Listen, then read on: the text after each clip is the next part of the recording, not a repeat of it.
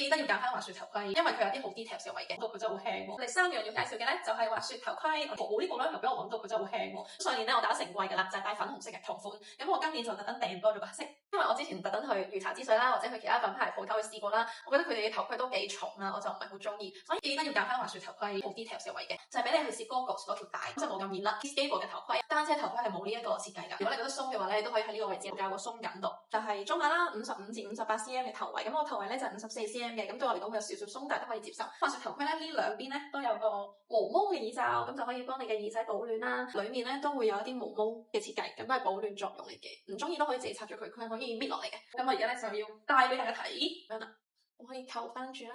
我海綿仔啦，佢可以幫你減少下巴同埋條帶個摩擦。咁我覺得呢一款戴起嚟都幾舒服。咁我之後咧會介紹埋 Goggles，咁佢就會可以扣落嗰個頭盔嗰度，再試下俾大家睇。